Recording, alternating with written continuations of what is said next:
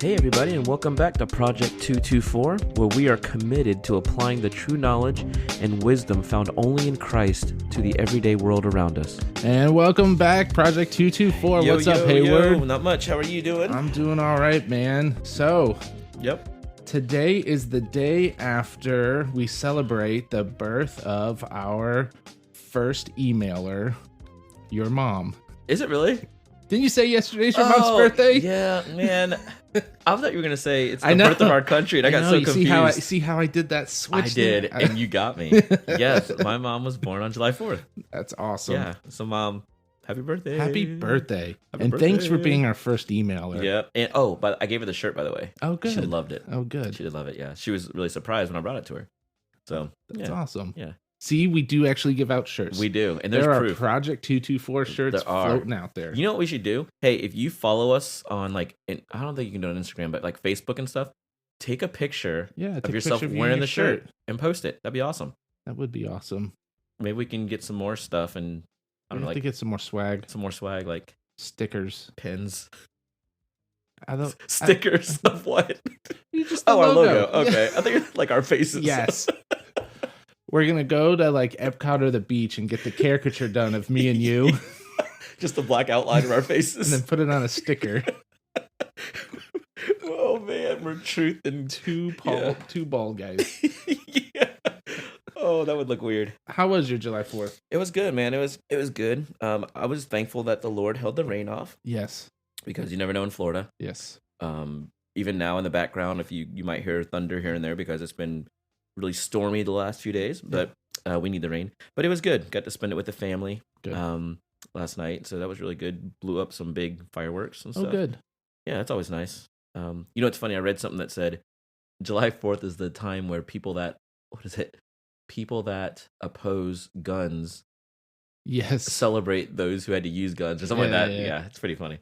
Yeah. But how about you? I was good. I actually we have a thing where we go to a friend's house and then we go to the beach and then go see the fireworks at the bridge where we live. Put on by the city. So the day before, actually, I found this really good deal on what's called a pellet smoker. It's like a hybrid between an electric smoker and a real wood smoker. Yeah. So it uses real wood, but it uses a computer to kind of gauge the temperature. Right. So it's a little bit easier set it and forget it type. And I've smoked bacon on it, ribs on it, and then I did it was actually July 3rd, I did pulled pork. Nice. So awesome. Yes. That's good stuff. It was a very nice butt. Did you make very nice pork butt. Did you make your own concoction? I did. You put spice. I just lost you. I got him. Man. Yeah. Actually, so a listener and a friend brought me a spice rub from his hometown. Nice. Where he was up in Tennessee, so it was good. Shout out to the Hokies. Is that Tennessee? No. That's Virginia Tech. Oh. The Volunteers? Yes. Oh, the Volunteers. Rocky Top. There you go. So he... I'm a Gator. I'm a Gator fan. So he... and I think they're Memphis, which is the Memphis Tigers. Or I think UT Martin, which I don't know. I don't know what Martin They don't even have the Mocs or something. I don't know. They make good barbecue. Yeah, it was good. So we... anyways, it was good. It was a good rub. I think it was just called like rub number 5. But that's when you know it's good. Yeah. No fancy names. Just like awesome. Number 5. Just name it number 5. We're good. We're good. We got like 10 more to go.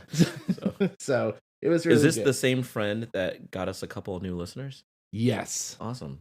Yes, he got us. So it's good. See, he's doing his job. He got shirts for it. Awesome. And now he's off running. See, good. That's what we need. So if you're listening to this, you know who you are. Take a picture with the shirt and bring us some barbecue. Our grassroots campaign for podcast. That's right. Something. It's awesome. Domination. So we're not going to talk about baseball today. No, we're going to stay away from baseball for a while because that was fun. It was painful. Yeah. But actually, we're going to talk about another. See, we listen to y'all's emails. We're going to talk about another listener email and a topic they had. Yep. And while we had some other topics we were going to go with, we were like, you know what? we are men of the people, and we are going to do what the listeners want us. Well, not everything you guys want us to, but we'll at least do with the topic here. This one will be beneficial. Yeah. I think. Yeah. So, the topic we want to talk about today, I think, is basically the role that young people have in the church. Mm-hmm. Do we want to read it? We don't have to read the name. I won't put the names in it, but should I read the email that we were given? Yeah, read some some excerpts of it, sure. So here it is. So we've been talking about the importance of young people in the church, young adults, youth all the way up to adults. I know you all have talked about it here and there in other episodes, but with working with the youth and being in a young adult ministry, and the importance of that, the fellowship and growing in the church body, sometimes we feel like we're ministry gap fillers, and we'd like to be encouraged knowing that we also need to be discipled and see our place under the discipleship of older adults, as well as the need for us to disciple the younger and older members, if that makes sense. So that's kind of the question. I think to sum that up, would you say the question is asking, well, I guess it's almost like a statement saying sometimes young adults in the church, which we see it because we work with young adults. Yeah, absolutely. She put this perfectly, are almost like ministry gap fillers. Yeah. And that's, let's just be honest, it's not right. Right. Yeah. I think, and this is a common, this can be in common thing in churches. It's just, churches have to exist. And for them to exist, they want ministry. It's like one of those things. Everybody wants all the benefits of church, but how many people are actually contributing to help those benefits exist? Right. You want a children's ministry? Okay, well, you're going to need people to be in the nursery. Who's volunteering? You want this ministry or that ministry? Okay, great. What are you going to do to contribute to it as well? Not just have a consumeristic. One of our first podcasts or second podcasts we talked about is how we should be people who are contributing and being producers, not just consumers. Yeah. And that's very true in the church. We need to be people who are producing in the church, who are being fruitful. I think is the way we put it, being fruitful in the church and not just consuming the ministries of the church. Right. So I think that's something that is important, and yet the people who normally that happens or who are chosen for that are going to be younger people. And I think there's an assumption there. There's an assumption that there's a lot of time there, that they have the time to do it. Mm-hmm. They got nothing better to do. Right. I know I've been mentioning to you when we were talking about this subject, one of the things that people say is that that I've done my time. Yeah, you told me that, and that really caught me off guard. Now, I guess you can tell me, like, what age group said that to you? Like, what? People whose children would be grown, so probably around 50s, late 40s, 50s. Mm-hmm. I've done my time. It's an interesting statement for someone in the church to say. Yeah. And they see it as like, when my kids were younger, I worked in the nursery. When they were a little bit older, I worked in the youth. Mm-hmm. I did all the VBS stuff. I did this and that. Went to summer camp. I did this, right? Yeah, now I'm in the twilight and I'm kind of riding. Right. And that's not everyone. First, I want to say that's not everyone. Yeah. And so don't think that I'm doing some general type of rebuke of everybody here. But that it is something that I've heard, and I've heard it more often than I have wanted to.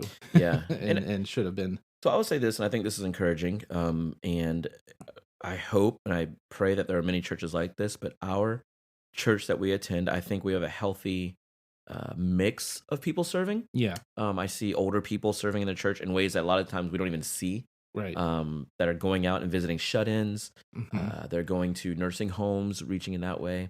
Things like that. And then we have youth that serve. So it's the whole spectrum. But in the scheme of how many people there are in our church compared to who's serving, I think that's where not only our church, but a lot of churches are kind of falling off a little bit. Right. Having the mindset of, I've already done this. Right. Now it's someone else to fill that void. And that's the danger that we can fall into as a people. Yeah. Because, I'm sure you're going to be able to sympathize with this. I know. So, as I've said before, my dad is was the head of the deacon board. Uh-huh. And so he, whenever we'd have a work day, we would, I would be volunteered. Right. And so that was something that like, not only would I be volunteered, my brother and I would usually get the job nobody else wanted to do because it was default. Right. Yeah. Everyone else already picked it, and then and I understand where my dad was going from. It's like the leader picks the job that nobody else wants to do because he's the leader. So I get that, but Right. that usually meant like, I mean, like somebody would always joke with us is like, "Hey, Paul, there's 200 desks upstairs. We need you to bring them downstairs, or 200 chairs down and bring it upstairs." Because that's normal. It was usually heavy work, or it was hot work. It was spreading mulch over the whole playground. You just have a dump truck. Before they have now they have those nice blowers, right? I've can just seen blow that, the mulch. yeah. No, it was literally dumped in a huge pile. You get a wheelbarrow. You're given a wheelbarrow and a pitchfork, and it's like, have fun. Yep. And you're spreading it. You're trying not to drop it in the grass as you're wheeling it. Exactly. Yeah. And so, or we used to use big telephone poles or bigger like logs to line our parking lot or our playground. Yeah. And it was like, all right, Will and Paul, go ahead and right, go help move those because for whatever reason. So yeah, we always got the terrible jobs. Right. And it was like a joke then, but that's kind of how it worked. And then like the older guys would be like, "Hey, I'm gonna do touch up paint here and here." Right. And like I would say something. Of course, my dad would be like, "No, you're not allowed to." Yeah. You're not allowed. Why to can't I stay in the air conditioning? Yeah. But it's still kind of true, and we got to be careful about being that. I think part of the heart of the email, if I'm hearing it right, and I'm sure if the person who emailed this, if I'm wrong, they'll let me know. Is I think what they're talking about too is the need for young people to be discipled, and not just used as kind of laborers, right? And that's why I said the story that I was saying is because while ministry in a physical capacity, like mulch has to be moved, right? Plain and simple. The ditches need to be dug, desks need to be moved. That stuff needs to happen. But at the same token, what kind of investment are you doing as a church? Are we doing as a church? Because I'm not going to say you, I'm a part of it. Are we doing in order to disciple that age group? Right. It's interesting. I think we've used this verse before, but in 1 Peter chapter 4, verse 10 and 11, it says this: "As each has received a gift, use it to serve one another as good stewards of God's varied grace. Whoever speaks, as one who speaks oracles of God. Whoever serves, as one who serves by the strength that God supplies, in order that in everything God may be glorified through Jesus Christ. To him belong glory and dominion forever and ever. Amen." So each one of us, if you're a believer, has been given a gift. And I know a lot of times we talk about what is our spiritual gifts, but I just mean we've been given a gift to serve one another, to serve the church, as a husband, to serve my wife, for you as a father too, to serve your children. There's ways that we've been given to serve. What happens is through our church eyes, I guess I put that in quotes, we see the singles or the young marrieds, or even like those who are coming up, to say, okay, well, your gift right now is this. Your gift is to serve here, here, here, and here, while we do this over here because we're too busy with our children, maybe, or we're too busy serving this. We're trying to get our kids off to college. We're trying to do this. Oh, but I'm serving, and I'm singing in the choir once a week, stuff like that. But we need you guys to do this because this is what you guys are best at. What can happen sometimes is someone in that capacity that is always told what I think is best for you can really miss out on what God has, what's best for them. Absolutely. Does that make sense? Absolutely. And so for them to really seek out and search out what God is really calling them to do in ministry, a lot of times they're just told what we need you to do in ministry. Right. And I don't think this is a good, healthy thing. And this is where that concept of discipleship gets missed. Because if discipleship was happening more, not just older and younger, but like the listener wrote, even with young adults and youth or whatever, if more discipleship was happening, well, then you'll have more realistic and honest conversations, and you'll see where ministry can really take place that is heartfelt instead of just given and just kind of laid out and just saying, hey, we need this. You're the best for this. Can you go do this? Or can you do this? There's a real honest living life together that says, maybe this is what's best for you, or maybe this is what's best for me. Right. And let's live this out together. And how does this look? I mean, that's why it says in 2 Timothy 2, it says the things you see, verses 1 and 2 says You therefore, my son, be strong in the grace that is Christ Jesus. The things which you have heard from me in the presence of witnesses, and trust these to faithful men.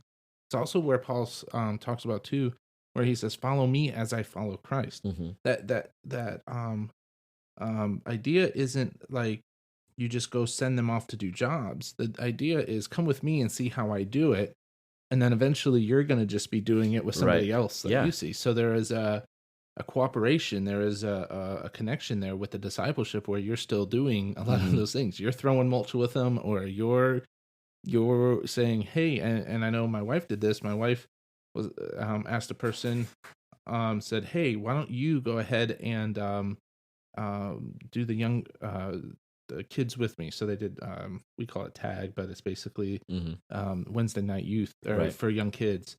And it's like, hey, why don't you do it with me? Yeah. And they did it together for 16 weeks or whatever it was. So it's a good thing. Yeah.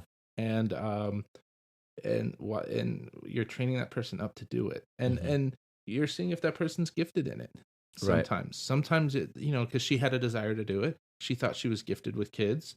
And so she wanted to get in there and do it. And she saw strength and weaknesses of herself in that area. And it was really good. But it was hey, let's do it together. Right.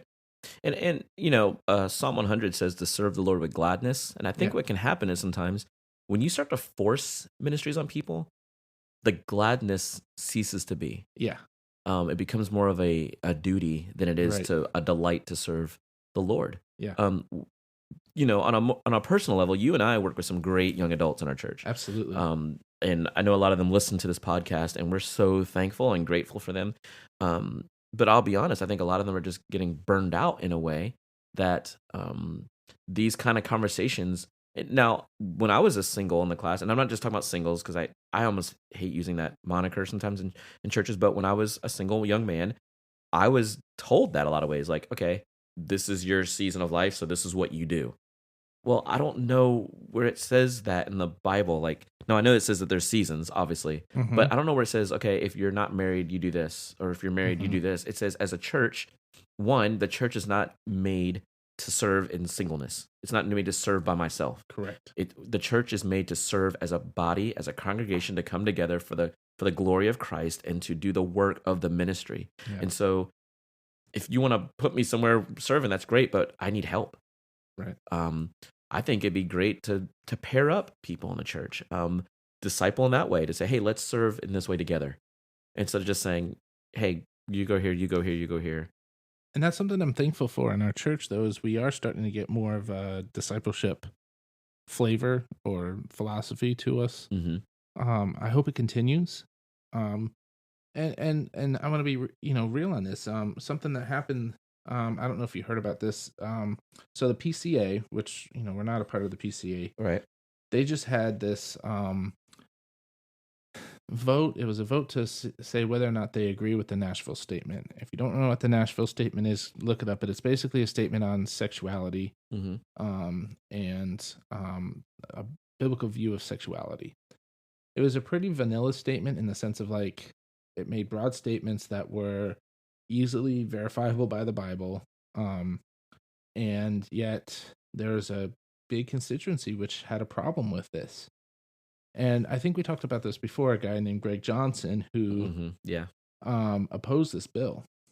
And one of the things he said in this was, he tweeted out, it passed, but it only passed 60-40, or like 65-35. I mean, there was a significant number of people who said they did not agree that they should adopt this statement as something that should be a part of the PCA.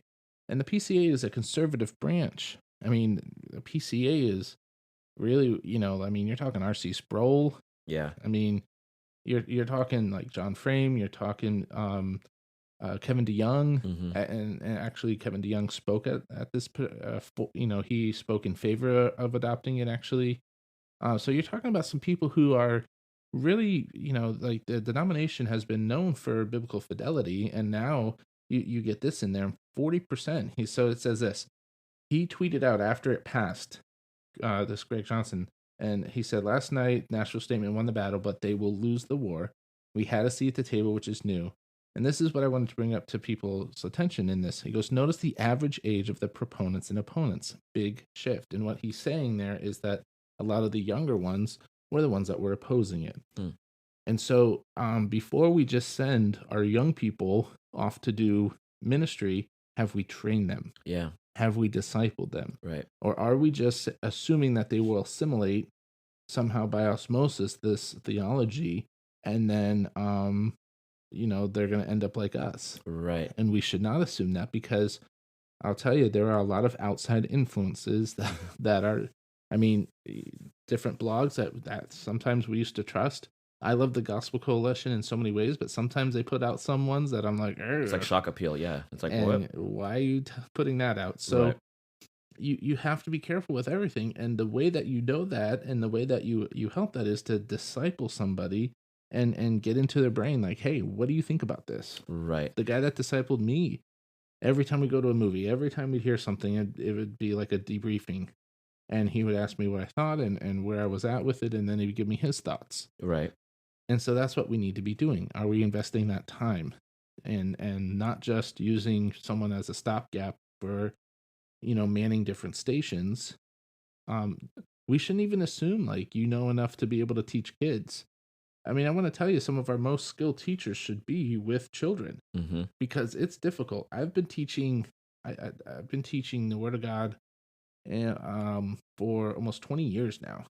Okay. Mm-hmm. And I can tell you, some of the hardest people to teach are the young ones, because you have to know your message so well that you can use simple words and come up with a simple idea that they can grasp. Right. Yeah. You can't assume that they're going to know all these words. You can't go on for long times. You got a power pack, maybe a 10-minute message. Mm-hmm. And when I'm talking about younger people, I'm talking like 4 and 5-year-olds, right? We were talking about VBS a few weeks ago. Right. You gotta do a very compact message. You gotta have a lot of energy. You gotta have simple statements that they can grasp onto. Mm-hmm. That's a good teacher. Yeah. We need some of our most skilled teachers in those areas, because those are the kids that they're then getting the influences from the world. Right. And we need to be, starting them off well. Yeah. And not just assuming, let's just put the guy who's starting off, we'll see what he does and let him struggle in the youth, and then, whatever, let him struggle in the kids ministry and whatever. We need to see that kids are important. Right. And I think this is why there's starting to be, a lot of times you'll hear about, the generation that right now, there's a disconnect between them and the church.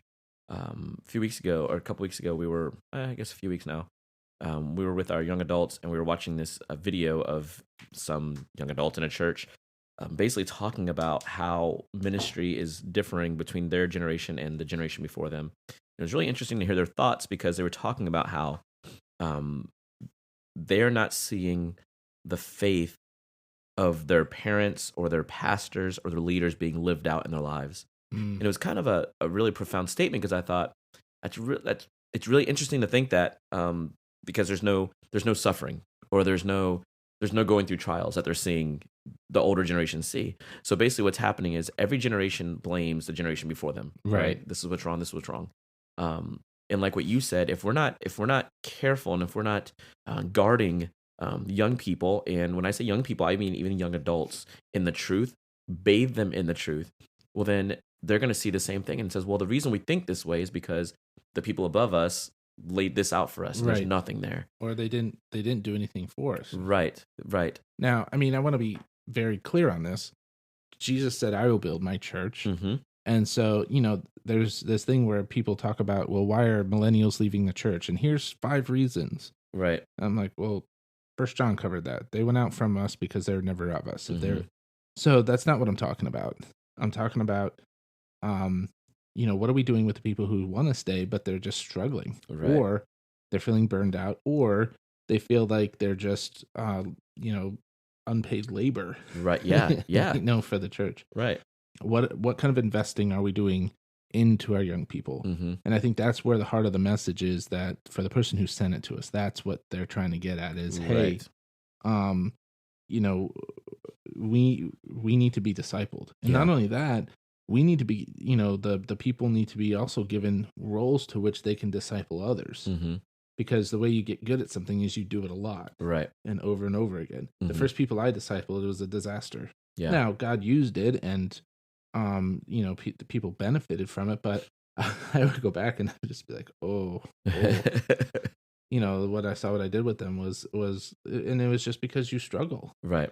And the way that you become good at discipleship is you do it, and then you see what you can do better, and then you do it again and again and again and again. Right. And then eventually you get to the point where you're like, okay, this is easier, and this I'm more skilled at. But that's anything. Mm-hmm. I mean, one reason surgeons are good at what they do is because they have to do it for 7 years before they can actually do it by themselves. Yeah, exactly. Yeah. Yeah. Well, that's a long time, to be doing that kind of stuff. So I think that we need to be investing more into the total spiritual maturity of the person, and not just go on one route. Yeah. Now, I will say, to our young adults too, you still need to be serving. Mm-hmm. I'm not saying you need to do as many things as you think you're doing, right, or as you may be doing right now, but you still need to be serving in some capacity. Because again, churches, chairs do need to be moved, right, floors do need to be swept, mulch does need to be done. People do need to be greeted at the door. Yeah, people do need to be greeted at right, the door. But at the same token, we do need to be investing in the person as a total person, and it's not. That's something where I think young people can reach out to others and say, "Hey, can you disciple me?" Right. Well, Luke 6:40 says, "A disciple is not above his teacher, but everyone, when he is fully trained, will be like his teacher." I think that's a good verse to. It's scary. Yeah, I mean, yeah. Well, no, I mean, like, because if you're like, man, if I mess this up, sometimes, like, if I come up with a different thing, you want to call him back and be like, hey, well, yeah. 5 years ago we had this conversation, right? So I was a little bit wrong. Yeah. Well, I mean, and it's also it's an accountability thing, right? Absolutely. I think it's really good. So for me, I've been there, done that, where I feel like I've just been really burned out by the church. Absolutely. Hey, Hayward says yes to whatever we ask him, so let's keep asking him. I've had to learn, I can't do this. I'm sorry, I can't do this. It's gonna be filled. Someone else is gonna do it. It doesn't have to be me. And but I'm not serving in the church. But sometimes you just have to say no. I think it's not a matter of just picking and choosing. Oh, why aren't they asking me to do that ministry? I want to do that. But serve where you feel that God is leading you to serve. You don't have to say yes to everything. Right. And at the same time, which one of our young ladies a couple weeks ago said, I miss older women investing in my life. And to me, that was one of the biggest encouragements to hear from a young person in our ministry, to say, man, that's awesome, because sometimes we want people to want that. Yeah. And here you are desiring that. Yeah. So I would, on a practical way, say, pray about that. Pray about who will God send in your life to disciple you. Or if you feel like to disciple someone, pray about that. Who is God putting in your path that you might see every week at church and say, you know what? I'd like to spend time with this person. Right. There's a young lady in our ministry that we know is great at discipling young girls. I know it as a fact. I think she listens to this podcast a lot. But at the same time, that type of discipleship can sometimes supersede your own walk with the Lord, and you can get burned out. Yes. Because you're pouring so much into other people. Sometimes you almost have to stop that a little bit, and you have to be fed. I've had to learn that myself. Yeah. In leading worship and young adult ministry, it's saying sometimes I have to stop back and say, okay, I have to take some in. I have to refill. You know what I mean? Have you ever read Tim Challies' book, Do More Better? I've started it. I haven't finished it, but yeah. So that's a good book where it kind of talks about that. And I think one of the things that we need to be more, do more better in the church. That really is the name of the book. Yeah. Is that doing things with excellence. Right. And sometimes what that means is you can't do a bunch of things. Because sometimes you can do a bunch of things at 30% or 50%, or you can do a couple of things at 85, 90%, really do it really well. Right. And I think that's something that we need to learn how to do is be able to do something with excellence. And like you said, sometimes that means saying no. Mm-hmm. And especially, guys, when that comes to your relationship with God, nothing should impede your desire for Jesus, your desire for wanting him, your desire for spending you. So if the church is getting in the way of that, the church has to take a back seat. Then your ministry has to take a back seat to your relationship with God. Right. Now, there's, the thing is, you don't have to cut off all your ministry and go, oh, well, I need to concentrate on God. There's probably a better way to do that. Mm-hmm. But at the same token, you should be able to maintain a relationship with God and a couple ministries. And then the other things, trusting that God will build his church, that if he wants that ministry to happen, that it will happen. And stick to what you're doing well. Right. And also being fed, like you said, who's putting into your life. Mm-hmm. That's good. I just looked up, I just came across a quote from that book, and it says, the simple fact is you are not the point of your life. You are not the star of your show. If you live for yourself, your own comfort, your own glory, your own fame, you will miss out on your very purpose. God created you to bring glory to him. That's right. good. That's really good. And notice, not to the church. Right. Glory to him. Glory to him. So we got to keep that as the preeminent thing. Mm-hmm. And then, hear that thunder? Yeah, I hear that. I don't know if people can hear that. And then after that, we have to be people who are then serving God by serving the church. But that doesn't mean that we're doing one at the exclusion of the other. Right. Don't serve the church at the exclusion of your relationship with God.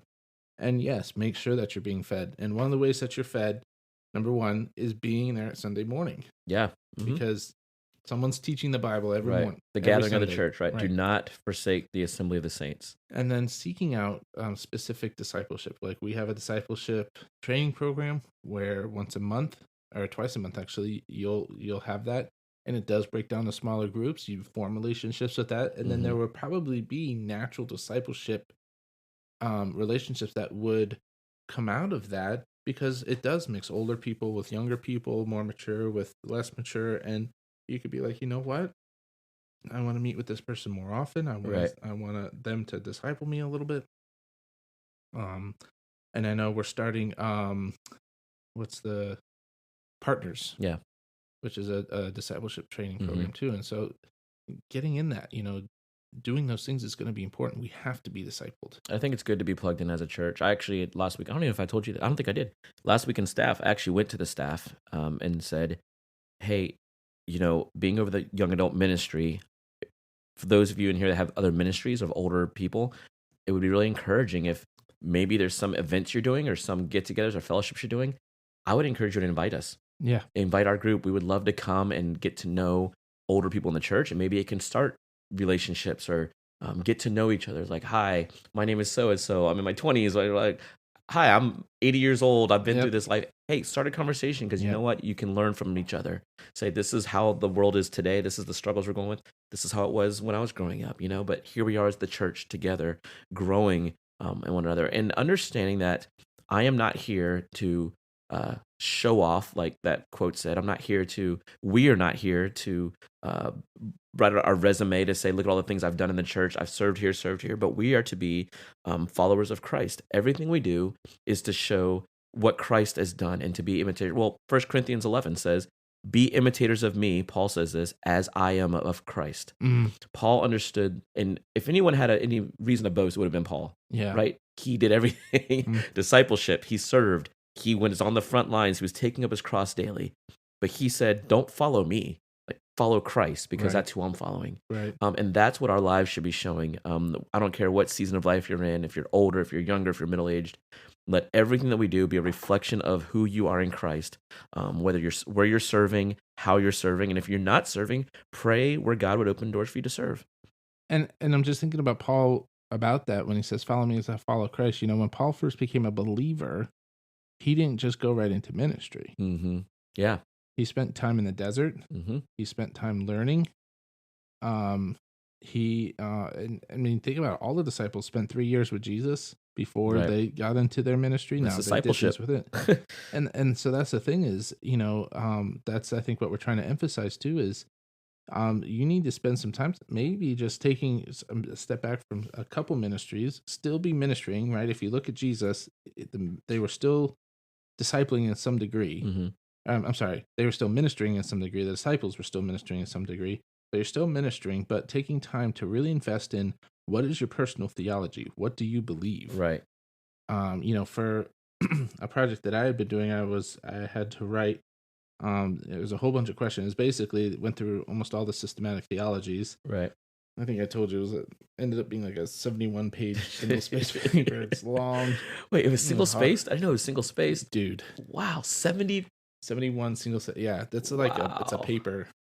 So anyway, but it was good because it made me think. It made me put everything down on paper. Yeah. And even though it was in my head, sometimes if you ask me a question, there were a couple of details that I'm like, when I say this, I see a gap here. Let me go fill in that gap.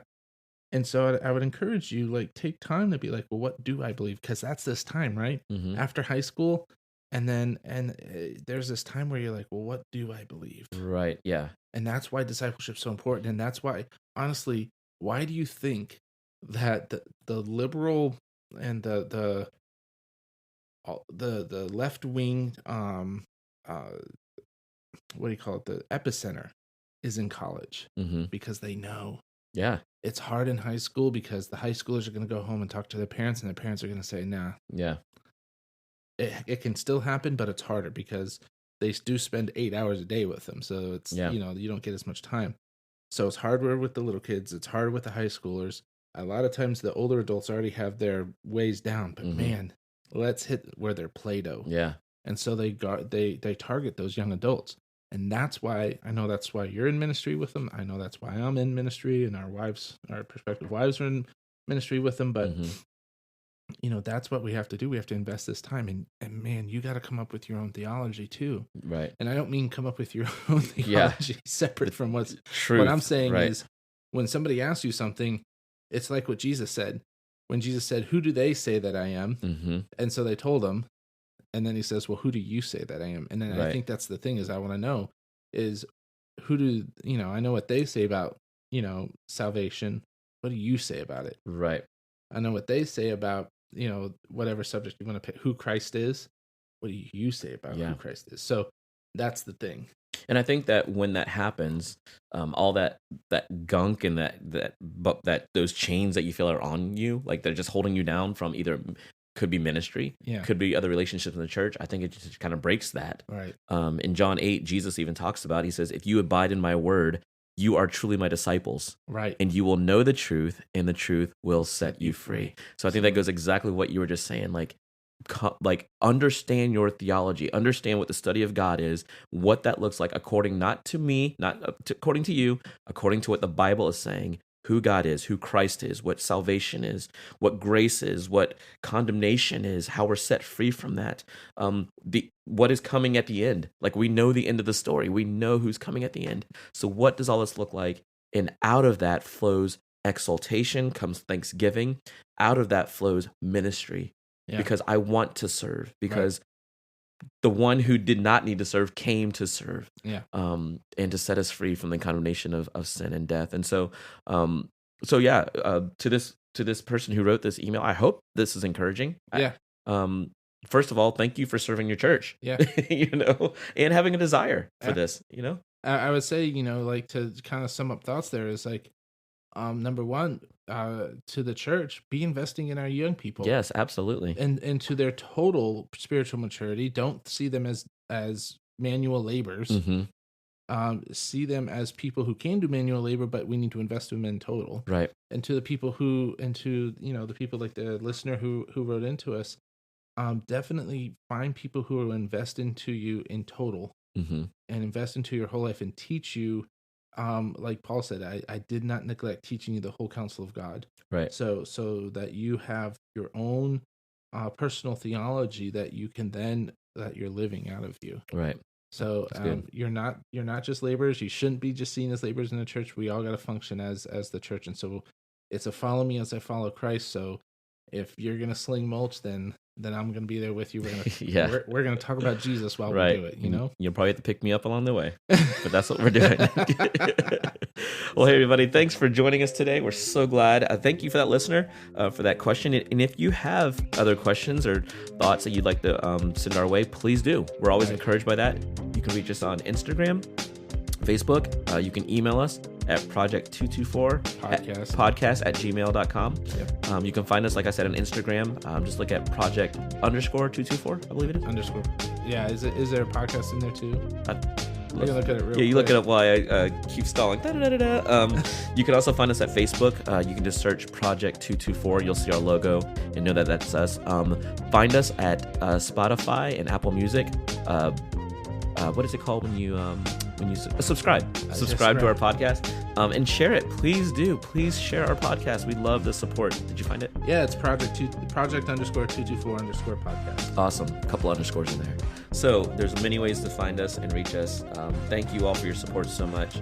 And again, like we said at the beginning, if you have shirts already, take pictures, send them. We'd love to see it. Maybe we should start a Facebook group, a Project 224 Facebook group where people can share where the shirt has been. Go on vacation, take a picture of the shirt. It's like the Sisterhood of the Traveling Pants. Oh man, I've never even read the book or seen the movie. That's a terrible movie, I just picture pants just walking around with no body, and so it freaks me out. So I'll never see it. So anyway, all right, thanks guys. Love you. Take care. God bless.